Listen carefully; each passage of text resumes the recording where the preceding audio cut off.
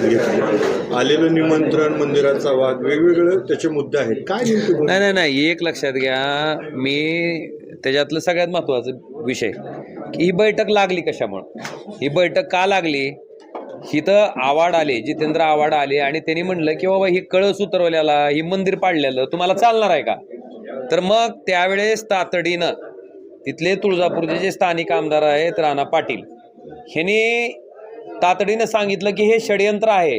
पहिल्यांदा सांगितलं ही षडयंत्र आहे आणि या षडयंत्राचा खुलासा करण्यासाठी आशिष शेलारजींनी त्या ठिकाणी बैठक घ्यावी आणि ह्याचा खुलासा करावा, अशा पद्धतीची मागणी आणि त्या मागणी करणारं पत्र आमदारांनी, राणा पाटलांनी त्या ठिकाणी आशिष शेलारांना दिलं. आता ती पत्र दिल्याच्या नंतर माझ्या निदर्शनास असं आलं की स्वतः राणे पाटलांनीच काय म्हणलेत, आपण आता हाती घेतलेलं आहे. गेल्या 6 महिन्यापूर्वी तुमची निविदा प्रक्रिया होऊन काम सुरू झालेलं आहे आणि मंदिराचं काम करत असताना पूर्ण मंदिर जे आहे ते आपल्याला उतरावं लागणार आहे चित्रासकट. पूर्ण मंदिर जे आहे ते आपल्याला उतरावं लागणार आहे चित्रासकट. पूर्ण मंदिर जे आहे ते आपल्याला उतरावं लागणार आहे चित्रासकट. आता ही पत्रकार परिषद विधान भवनाच्या पुढे जी मीडिया आहे त्या मीडियाच्या पुढे जाऊन त्यांनी हे वक्तव्य केलं आणि त्यांनी स्पष्ट सांगितलंय की जीर्णोद्धार करायचं आहे आणि ते जे मंदिर आहे ते आपल्याला शिखरा सगड उतरावं लागणार आहे.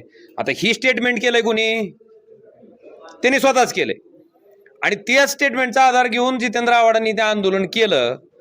तर हे म्हणते षडयंत्र आहे आणि ती षडयंत्र आहे म्हणून त्याचा खुलासा करायला कुणाची वेळ घ्यायची, सांस्कृतिक कार्यमंत्र्याची, त्यासाठी बैठक.